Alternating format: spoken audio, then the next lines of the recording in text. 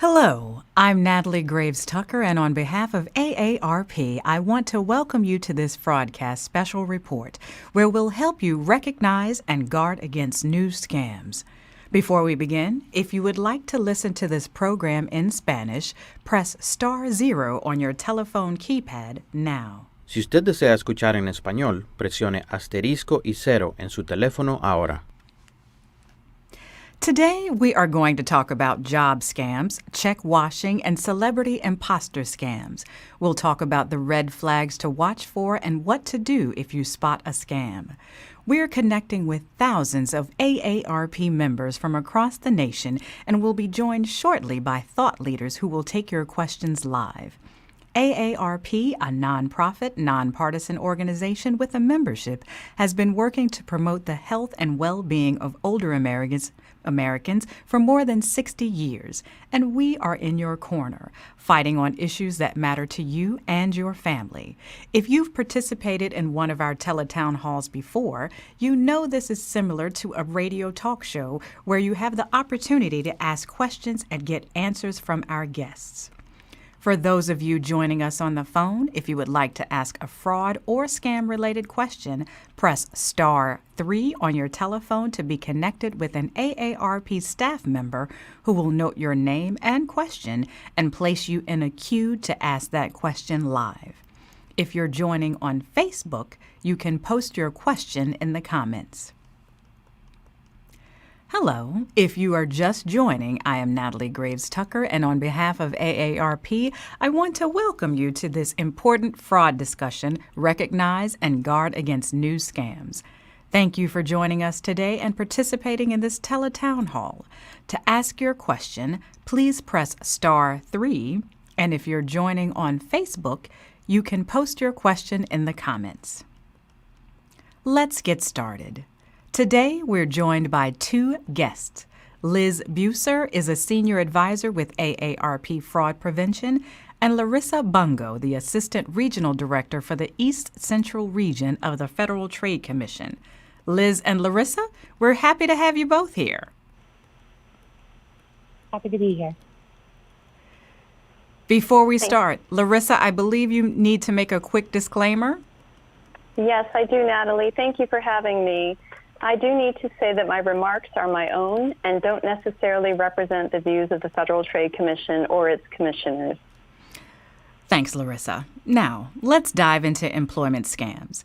Criminals have upped their game in posting convincing job opportunities online, leading to millions in consumer losses. This comes at a time when a potential recession looms and layoffs are making headlines. How are criminals using today's employment climate to prey on job seekers? Larissa? We know that scammers follow the headlines, and they know that with recent layoffs, a lot of people are looking for work. Job seekers report wanting flexibility, remote positions, and more control over their job options. So scammers will try to entice people with big promises, but what they're really after is your money and your personal information. What other risk do job scams represent, where the goal is to steal the victim's money or sensitive information? Liz, let's start with you. Well, Natalie, they may impersonate a well-known employer. They might also set up online interviews and onboarding portals that look completely legitimate. And they ask you for social security numbers and bank account information to supposedly deposit paychecks. Larissa, do you want to jump in here? Yes, I do. Thank you, Natalie.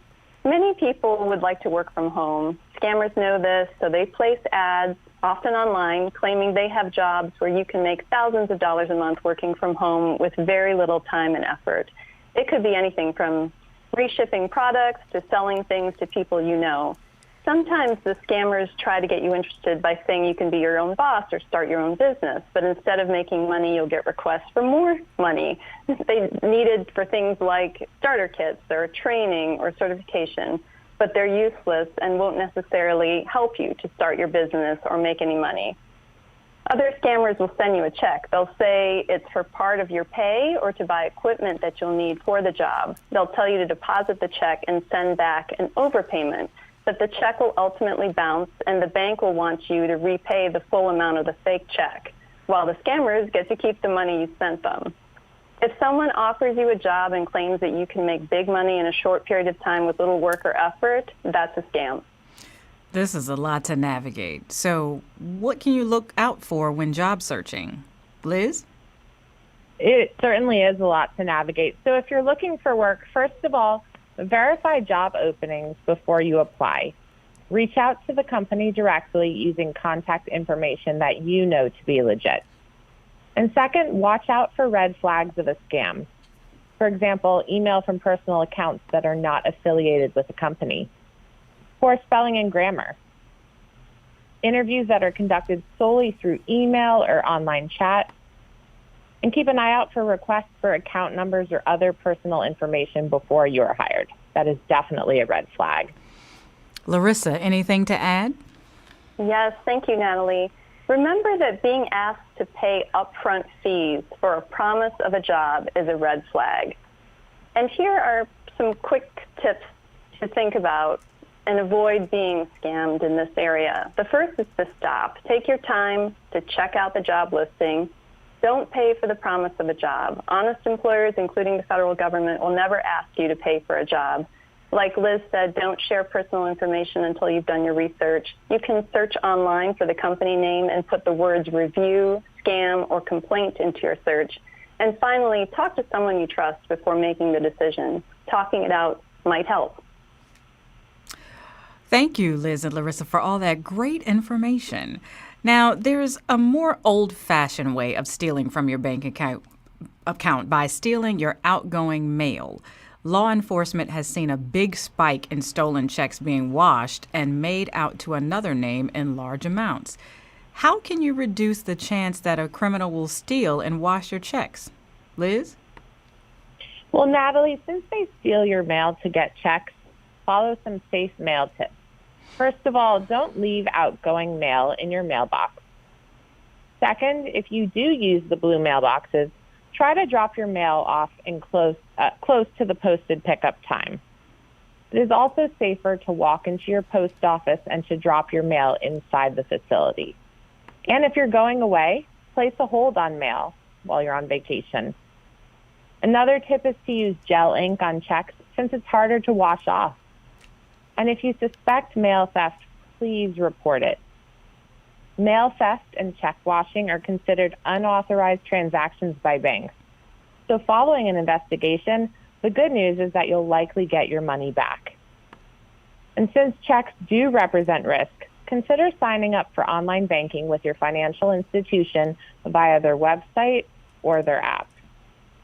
And use strong passwords and set up alerts so you are notified with all financial transactions. And also enable two-factor authentication. Thanks so much, Liz. We have a lot more content to cover, but first, listeners, let's get to some of your questions about scams. To ask your question, just press *3. I'd now like to bring in Julio Rios Viena to help facilitate your calls. Welcome, Julio. Thanks, Natalie. Happy to be here. Julio, let's take our first question. Our first question comes from Constance from Arkansas. Hi, Constance. Go ahead with your question. Hello. I get a lot of scam calls, and they represent themselves as Medicare. I don't believe Medicare contacts you by phone. Do you? Are you? Thank you for that call. Thank you for that question. Liz or Larissa, do you want to take that? Hi, Natalie. This is Larissa. I'm happy to answer the question from Constance. Constance, you are right. Medicare is never going to call you to sell you a product or service or to visit you. The only reason Medicare would contact you is if you are already a member of a plan and they're following up about the plan. But your hunch is right. Likely those calls are scams that you're receiving. Thank you for that. Julio, do you have another caller? Yep. Our next question comes from Facebook, actually, and it's Lori. Lori asks, can you tell me what a government scam is? I thought government agencies do not call you. I get calls from Medicare constantly, though, and wonder if it's a scam.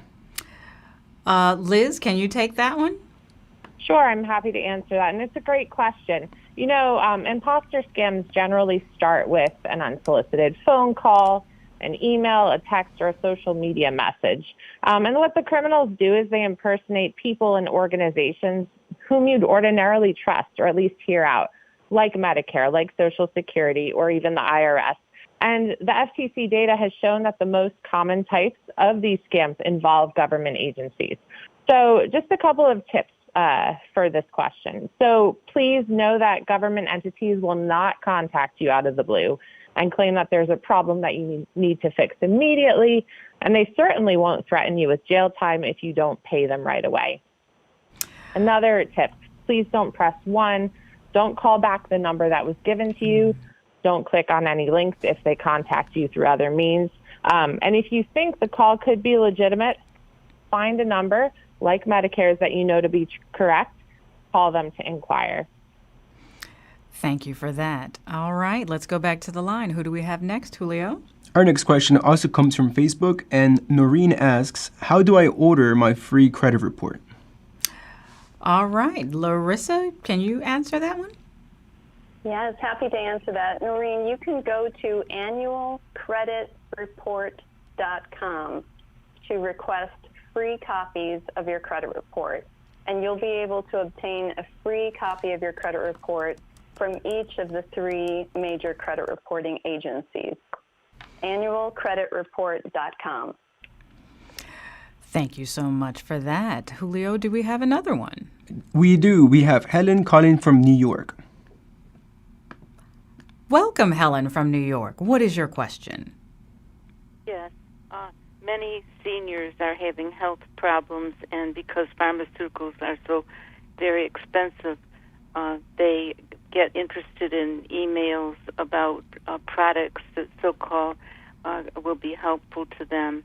And I know it's important for seniors to check out these medical supplies because they are also expensive, and sometimes they fool people into receiving over and over again medicine that is useless to them and maybe even harmful.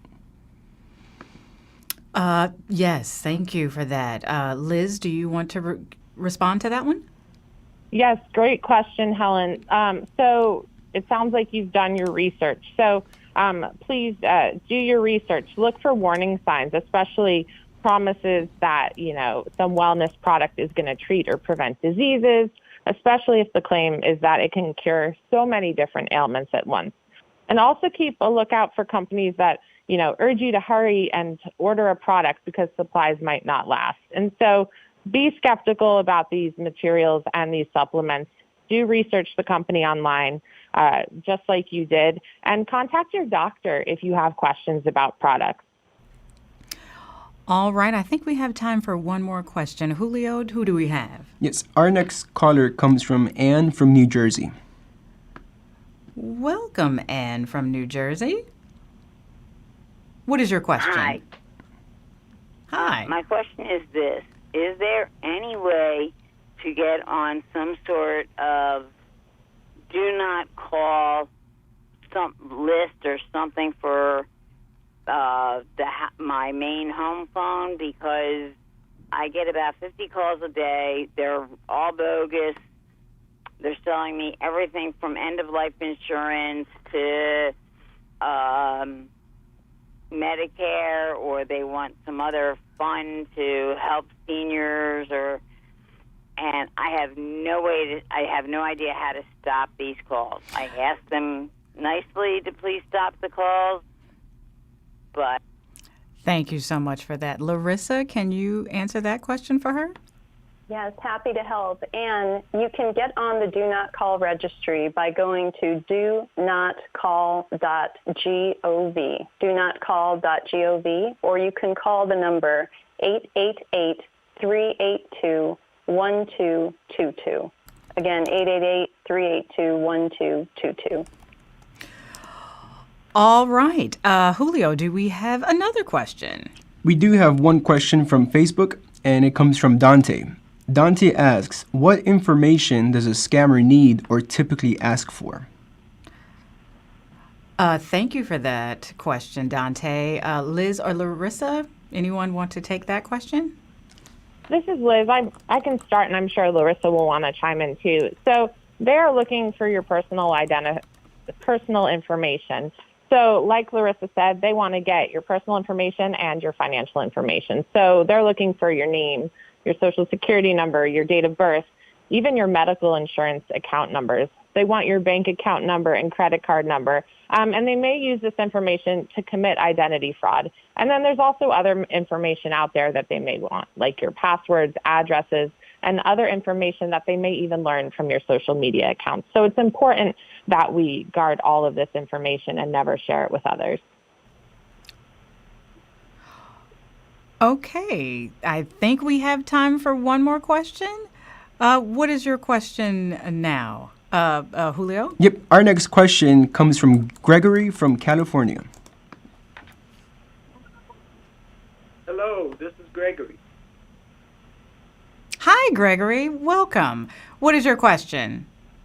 My question is, I put some information that came off of my phone into straightening up my Netflix information, and I put in too much information, so I put in my credit card number, all the stuff they ask for, credit card, my social security number, and my address and all of that good stuff. And then I called the people that gave me the number, that told me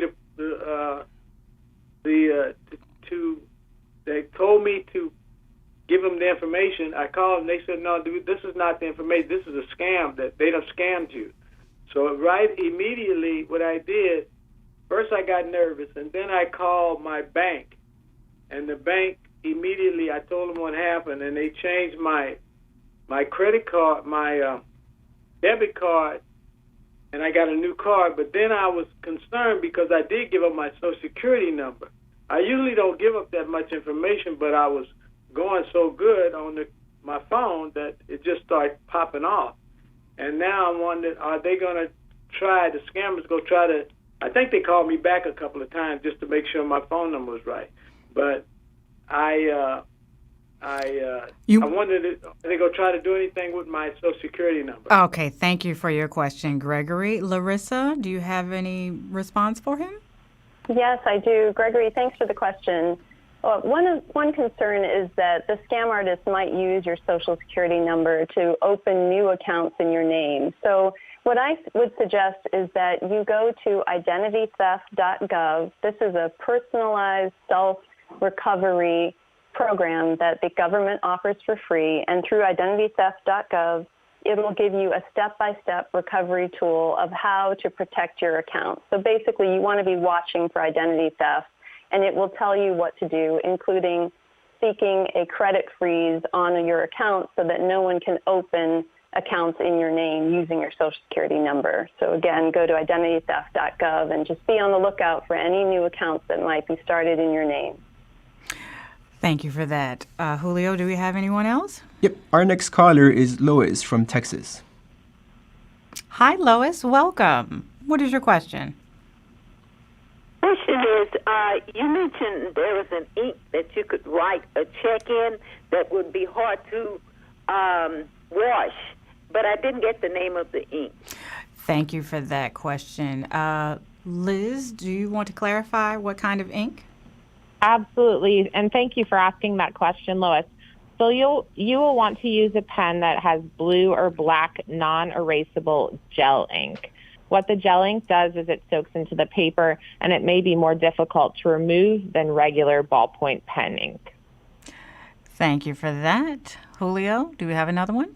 Yes, our next question comes from Pat Rubino. And Pat asks, what can giving your last 4 digits of your Social Security expose? Larissa. Yes, happy to try to help. Pat, what giving your last 4 digits of your Social Security number can expose, again, is it's personal information that scammers like to obtain.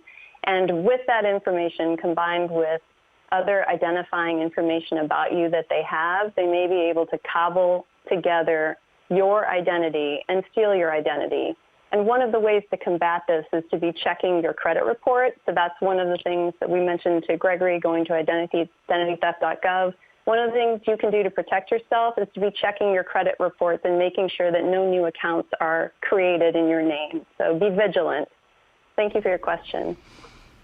All right, Julio, do we have another one? Yep, our next question comes from Facebook, and Kathy asks, I receive a lot of calls saying that my credit card is in jeopardy of being overdrawn or being misused by someone, not me. Do credit card companies call you? Liz?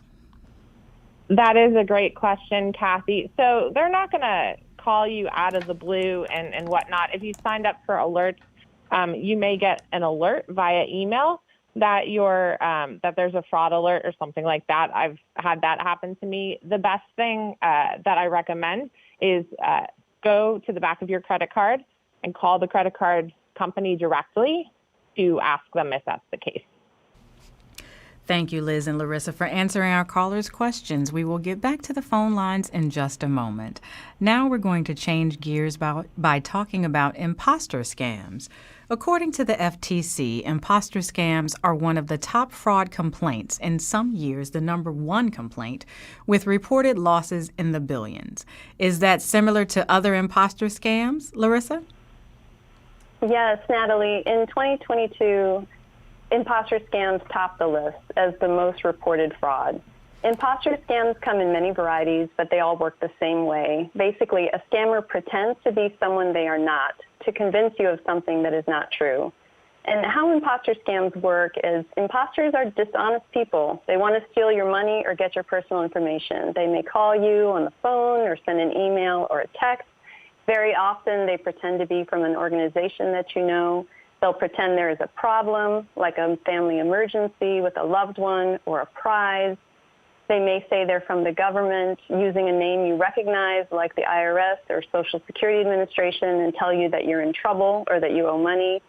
Some may pretend to be from a business you know, like a utility company, and they'll say there's a problem with your account and you need to provide information to verify your account. They may pretend to be from a tech company and say there's a virus on your computer and they want you to give them access to it. And some scammers will lie and say you won money in a lottery or sweepstakes, but you have to pay a fee to get it. Another popular scam is the celebrity imposter scam. Can you tell us more about that, Liz? Sure. Well, these days, celebrities routinely share their career news, their personal views. Heck, they even share travel videos through their social media accounts, and some will even chat with fans in the comments. But if you get a direct message out of the blue from your favorite musician or an actor or an athlete, don't get starry-eyed, get skeptical, because it is almost certainly a scam.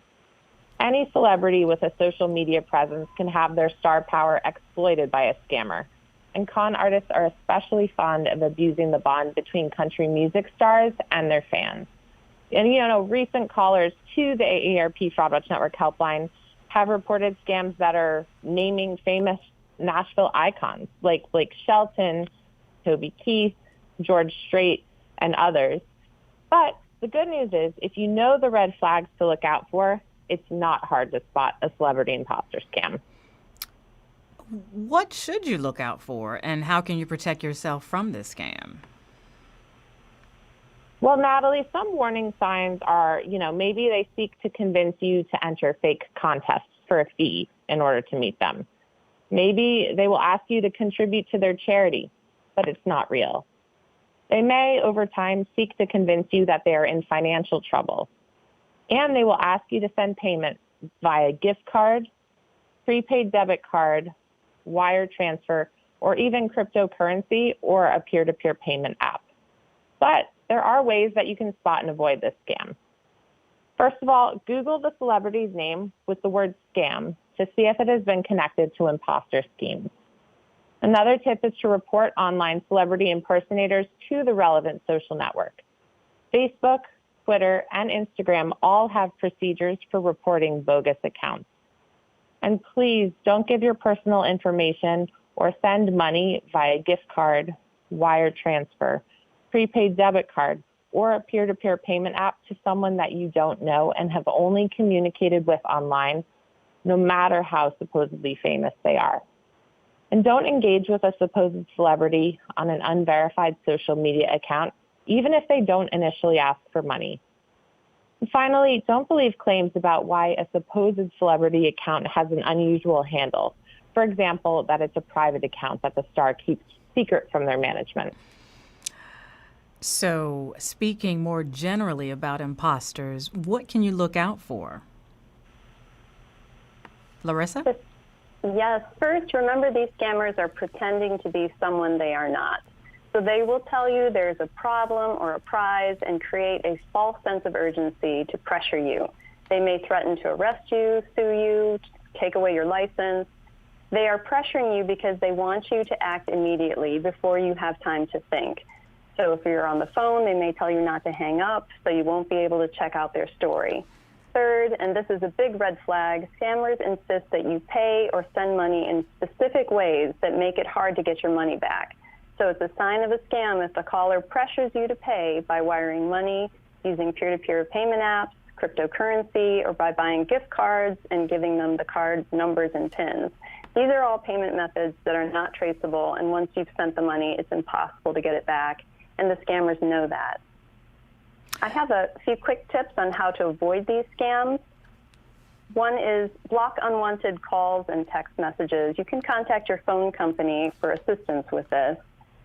Second, don't give your personal or financial information in response to a request that you didn't expect. Honest organizations won't call, email, or text you for your personal information, like your Social Security number, your bank account, or your credit card numbers. If you get an email or text message from a company you do business with and you think it's real, it's still best not to click on any link. Instead, contact them using a website you know is trustworthy or look up their number. Don't use the number they gave you or the number from your caller ID because it could be spoofed. A big thing here is to resist the pressure to act immediately. Honest businesses will give you time to make a decision. Anyone who's pressuring you to pay or give them your personal information is a scammer. And know how they pay, as we mentioned, using methods that are not traceable, like cryptocurrency, wire transfer, MoneyGram, Western Union, gift card. Those are all ways that are not traditionally used by businesses, and scam artists like to use them because they can't be traced. And finally, stop and talk to someone you trust. Before you do anything else, tell someone, a friend, a family member, a neighbor, that what has happened. Talking about it could help you to realize the scam and help you to educate someone else and protect them. Thank you for that. Speaking of cryptocurrency, criminals are also transforming the old-fashioned romance scams with tactics related to crypto. For those listeners who maybe haven't explored the topic, what is cryptocurrency? Larissa, can you explain a bit? Sure, I'm happy to, Natalie. Cryptocurrency is a digital currency for use over the internet. You can transact with it over the phone, your computer, or through increasingly prevalent crypto ATM machines. Its value as an investment is based solely on supply and demand, making it extremely volatile. It's not backed by the federal government, and the regulations are still evolving.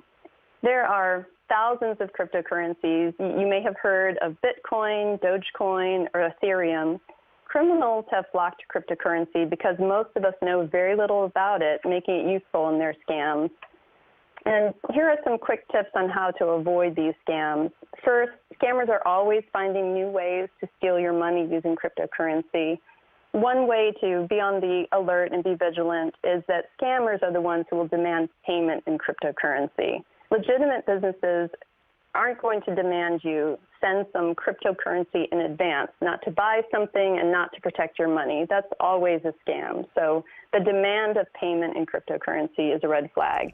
Second, scammers will guarantee profits or big returns. Don't trust people who promise you can quickly and easily make money in the crypto markets. And third, never mix online dating and investment advice. If you meet someone on a dating site or app and they want to show you how to invest in crypto or ask you to send them crypto, that's likely a scam. Thank you for that. Okay, so let's say you feel you're prepared to know what to look for to avoid an online relationship or romance scam. What are some different things to look for that may surprise you? Liz? Whether crypto is involved or not, online romance scams can begin anywhere on the internet. romance scams have exploded as our online activity has increased. So a romance scam typically starts innocently enough. Someone will reach out to you while you're on social media or a dating site, or you may receive a text that appears to be an error. So someone saying, "Hi, Jackie." Well, your name's not Jackie, so you say, "I'm sorry, you have the wrong number." Something like that is all it takes to start a conversation that can lead to victimization. The challenge in spotting the signs of an online relationship scam is that the initial contact seems so innocent. In the case of getting a text that seems to have been sent to you in error, it's just our general human nature to respond and say that you have the wrong number. If you can stick to a rule of not responding to texts from people or numbers you don't know, that can go a long way in prevention. Tip. That's a great tip. Thank you. And how does this scam evolve into stealing your money? Natalie, once the scammer is connected to the target, they work hard to build a relationship, whether it's one of love or friendship. And with regards to crypto and online romance scams, eventually, once that trust has been established, the suitor will share how well they've done investing in crypto and then offer to teach the target how to do it. The scam may start on a legitimate crypto trading platform, but it moves to another one, which is entirely fake. The target will see great returns, and when they decide it's time to cash out, they can't access their funds, and the losses are often devastating. In other crypto investment scams, we're seeing two types of investment scams. One that's known as pump and dump, and the second is known as the Ponzi scheme. In a pump and dump scam, the goal is to get as many people investing in a cryptocurrency offering as possible in order to inflate the value. That's the pump part. The dump is when the scammers behind the scheme sell their stake when the value is high, making a great return, while victims are left with a worthless investment. In a Ponzi scheme, criminals sell you on the investment with promises of huge immediate returns. But early investors are being paid returns with the money coming in from new investors rather than from investment growth. And eventually the bottom falls out and most people lose the money that they invested. Again, the most common investment fraud happening with cryptocurrency comes in schemes where the criminal endears themselves to the victim online, building trust over time and then convincing them to invest in crypto together. And this is increasingly common in online romance scams. Thank you. That was such important information for all of us to understand. I know this discussion continues to prompt caller questions, so we'll be getting back to the phones in just a minute. Please press *3 on your telephone keypad now or anytime during the call to be connected with AARP staff. In addition to sharing trustworthy information, AARP advocates for issues that affect you the most, such as Social Security, Medicare, and of course, fraud. To give a quick update on how AARP is fighting for you, I want to bring in AARP Director of Fraud Prevention, Kathy Stokes. Welcome, Kathy. Hi, Natalie. Happy to be here. Today, we're talking about scams and how consumer fraud is soaring. AARP is fighting this on many fronts, including advocating at all levels of government. Can you tell us about any progress you're seeing? Oh, of course. Education is really important to protect against fraud, but that's not the whole story, right? So AARP advocates at the state and federal level to shut down the criminals and safeguard people from the fraud that's happening out there. We advocate for laws and regulations that seek to protect adults age 50 and older and to help stop fraud from happening in the first place. We supported bipartisan legislation to strengthen consumer protections against scams, including bills that combat the caller ID spoofing and illegal robocalls that drive people just crazy. What are we seeing success on this front? Well, we successfully advocated for passage of the Fraud and Scam Reduction Act last year, and that strengthens federal prevention efforts in response to violations affecting older Americans. The act established a Senior Scams Prevention Advisory Group, and that's composed of high-level federal government officials and private sector folks, and AARP has several seats on that group and on its various committees. And that act also creates an office within the Federal Trade Commission to fight fraud aimed at older adults. Now, that's great news. What else is AARP doing to fight scammers? Well, we've endorsed another bipartisan measure, and it's called Empowering States to Protect Seniors from Bad Actors Act. It will create a $10 million annual grant program to help regulators protect older investors. We're also fighting to strengthen consumer protections in the gift card industry because victims lose tens of millions of dollars in gift card payment fraud every year. We're also offering free online training to banks and credit unions through a program called BankSafe. It helps these frontline employees identify and try to disrupt suspected fraud before money leaves that customer's account. And they've recently expanded BankSafe into the retail space, and they're training cashiers to spot the signs of gift card payment scam and intervene. And we've also been successful in winning approval for a stricter consumer protection at the state level, and we'll continue showing up in the state houses around the country. Thank you for being here today, Kathy. If our listeners want to get involved with AARP's advocacy efforts, how can they help? Well, we welcome everybody that wants to join us. We encourage everyone to go online to aarp.org/getinvolved. You can sign up there to be an e-activist. You'll receive email action alerts with easy ways to make your voice heard. aarp.org/getinvolved. It's an easy way to make a big difference. Great. Thank you for being with us, Kathy. Julio, let's take a call. Our next question comes from Facebook. Carol asks, how can we refuse to give our Social Security numbers to doctors and businesses who always ask for it? Thank you for that question. Do we have that for Liz? Do you have a response for that? Actually, I defer to Larissa on that one. Okay. Larissa. Yes, happy to help try to answer the question. Carol, it's a good question. There are some reasons why a healthcare provider like your doctor will ask for your Social Security number. So in the short answer is there are times when giving your Social Security number is necessary. The reason why your healthcare provider is asking for it is they want to collect payment for your healthcare services and verify your identity when they're looking at your healthcare records. Similarly, a business might ask for your Social Security number because if you're seeking to establish an account with them, that's an identifier that verifies it's you and not a scam artist trying to open an account in your name. But you raise a good point here, which is that it's a good idea to be asking when someone asks you for your Social Security number, ask them why they need it and if it's necessary. Thank you for that. Julio, do we have another one? Our next question comes from Virginia calling from Alabama. Welcome, Virginia from Alabama. Thank you. What is your question? My question is, how do you stop the calls from coming in every day when you know it's somebody trying to get your information about Medicare, but they call every day? No matter what you tell them, they still call. So how do you stop the calls? That's an excellent question, Virginia. Larissa, do you have an answer for that one? I do. One of the ways you can stop unwanted phone calls is to get on the Do Not Call registry. So 2 ways to do this. You can call 888-382-1222, or you can sign up online by going to donotcall.gov. donotcall.gov. Thank you for that. Julio, do we have another question? Yep. Our next question comes from Larry calling from Massachusetts.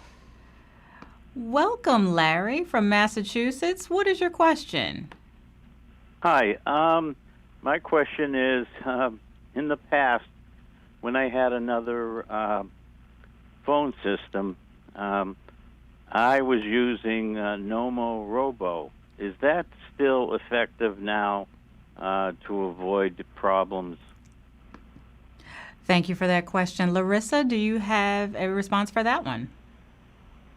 I do, and I invite Liz to chime in at any time. Nomo Robo is still an effective call blocking tool, and in fact, the FTC does recommend using call blocking technology to help prevent robocalls from getting to your mobile phone or landline.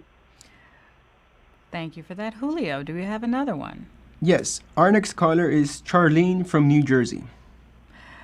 Welcome, Charlene from Jersey. What is your question? Charlene?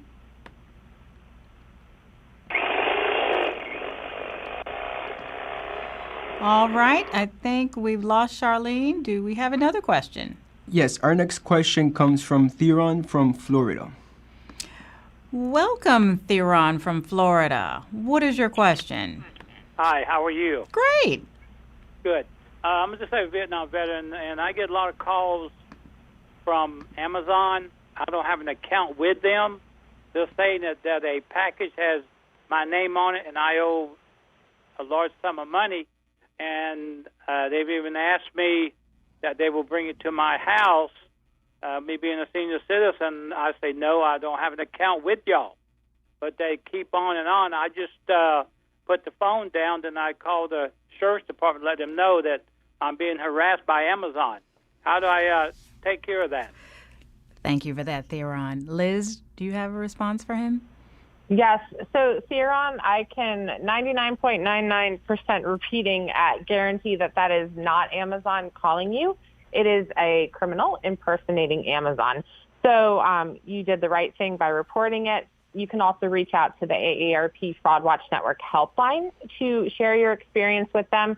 That phone number is 877-908-3360. And then reach out to Amazon directly. They have an excellent fraud department. I've had to use it personally in a similar situation. Just make sure that you are on Amazon's website and find the correct number. And if you have trouble locating that number, the Fraud Watch Network helpline can help you with that. But please know it is not Amazon contacting you. It is a scam. Thank you for that. Julio, do we have another one? Yes, our next caller is Dolores calling from Colorado. Welcome, Dolores from Colorado. What is your question? Hi. A caller called in about Medicare, and as a matter of fact, I just received, prior to your call, I received a call from someone calling from Medicare, and it comes in identified as Medicare, and I just told him I was not interested, but in the past, when I did talk to someone, they wanted they said they were going to send me, they asked if I had received my new plastic Medicare identification card, and I said, no, I hadn't, and they started asking for personal information such as the group number and stuff like that, and I said, hey, shouldn't you have that information already if you're calling me? Good instincts, my question is, does Medicare call and does Medicare call and ask questions? Thank you for or that. Is it? Thank you for that. Good instincts, Kathleen. Larissa, you able to help her with that? Yes, I think your instincts are spot on here. This sounds like an attempt to gain your personal or financial information. So an unsolicited call from someone claiming to work for Medicare who is asking you to verify your identity so that they can provide an updated Medicare card, or asking you for information so they can send you a card, is likely a scam. There's a few instances where Medicare might call you, but it would be only because they want to check on something concerning your health or drug plan, and you're already a member of the plan.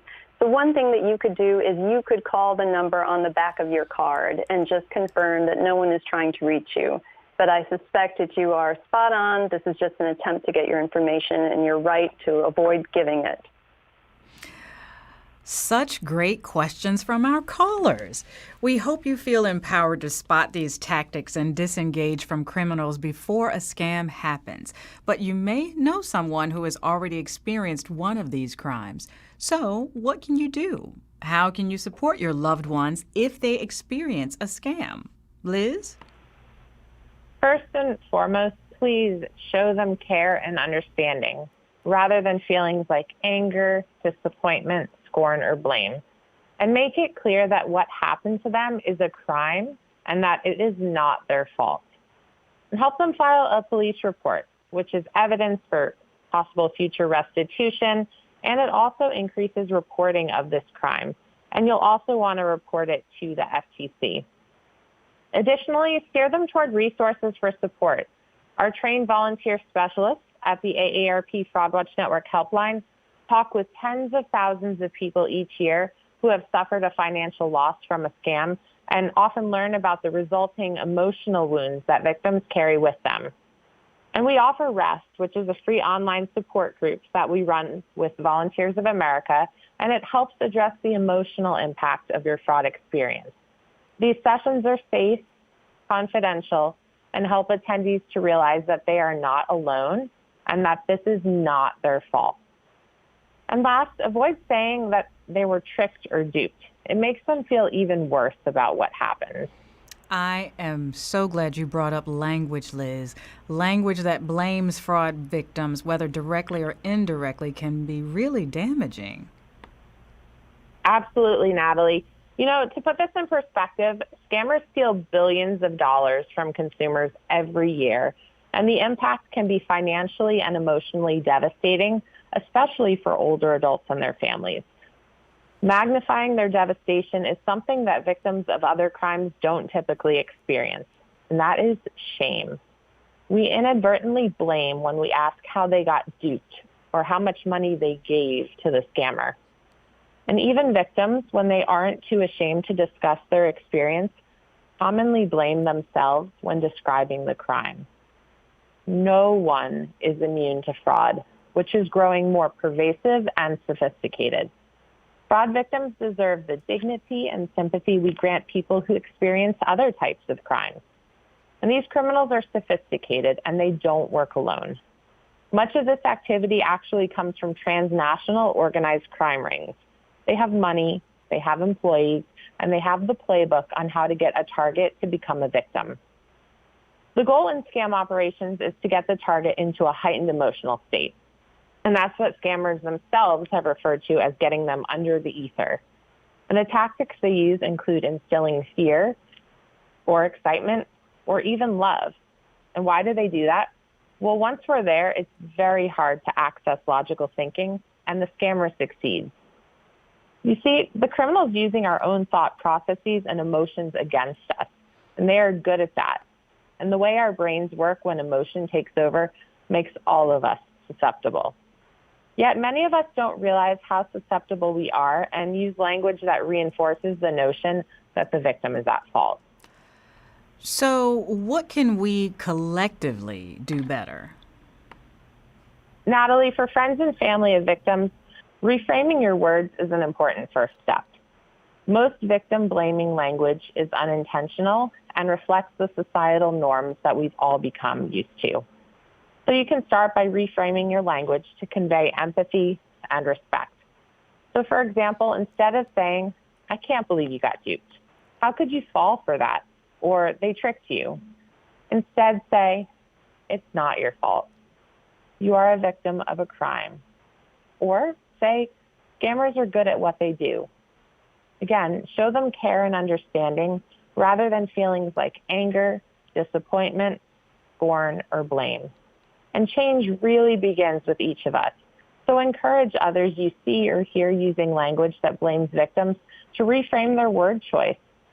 Use words that acknowledge the crime and the sophistication of the criminal attack. Encourage and help people who tell you their story to report the fraud. When fraud victims hear and see your support, they might feel empowered to report the crimes, and they might also feel empowered to share their story more widely.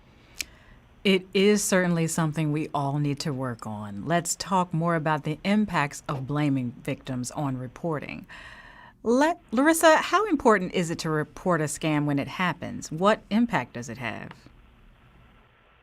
Natalie, I'm so glad you asked. It's important to report scams because it helps to fight fraud. The FTC can't solve individual disputes, but we do use those reports, and we share them with our law enforcement partners to help with investigations and to bring cases.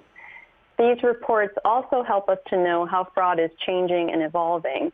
That helps us to warn people about new scams. And by reporting scams, you can help protect your community. If you run into a scam, tell the FTC. Go to reportfraud.ftc.gov. And Larissa, I echo your comments. Reporting helps us monitor how scams are changing and evolving. And if there's a new twist, we can let people know right away. So I encourage folks to report a scam to the AARP Fraud Watch Network helpline. Again, our phone number is 877-908-3360. And trained staff and volunteers are there Monday through Friday from 8 a.m. to 8 p.m. Eastern Time to answer your calls. Additionally, filing a police report supports recognizing that fraud is a crime and law enforcement needs to address it. And it also gives the victim evidence in the event of future restitutions. And of course, the hope is that if more lawmakers get the message about fraud, that it's a crime and its impact is profoundly devastating, they may do more to address the scourge of scams. Thank you so much for that information and for stressing the importance of reporting. Speaking of reporting, when you call the AARP Fraud Watch Network helpline, you'll reach one of our many trained volunteer specialists. The AARP Fraud Watch Network is supported nationwide by the work of all of our great volunteers. That number again is 877-908-3360. Now let's get back to our listeners' questions. Julio, who do we have on the line? Our next question comes from Lily from Los Angeles. Hi, Lily from LA. What is your question? Hello. Is this Lily? Yes. Hi, what is your question? Yeah, my question, well, I'm not from Los Angeles. I'm from Louisiana. Okay, sorry about that. My question is, I've been getting these calls telling me that I've been involved in an accident within the last couple of years and I haven't been properly compensated and that they can help me with that. Of course, I tell them they have the wrong number and hang up right away. So is that a scam or is that a new scam or can you give me any information on that? Thank you for that question. Liz, can you take that one? Sure, Lily, I'm so sorry that you're getting those calls. It most certainly is a scam. So please, my advice to you is don't pick up the phone when they call, or if you do answer and it's somebody you don't know, hang up. And you can also report it to the Federal Trade Commission, like Larissa said, reportfraud.ftc.gov.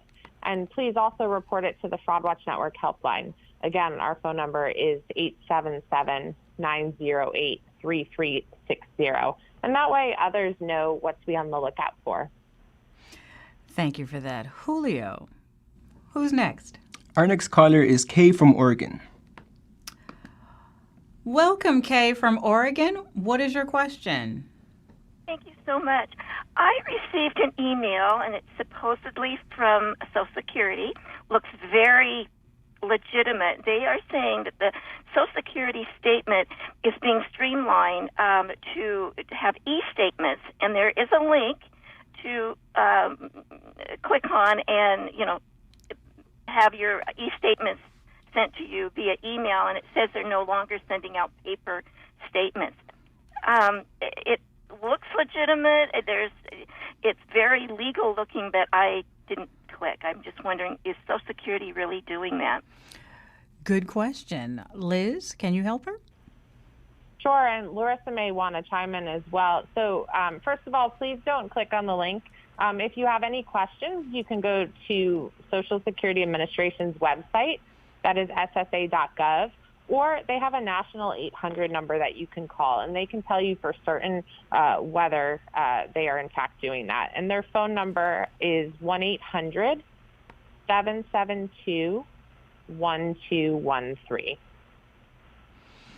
Thank you for that. Julio, who do we have next? Our next question comes from Facebook, and Kathy asks, do scams also come in text and emails? I received an email saying that they were going to take $457 from my account for services, but never said what services. They added a PDF in the email, but I never opened it. Larissa, can you handle that one?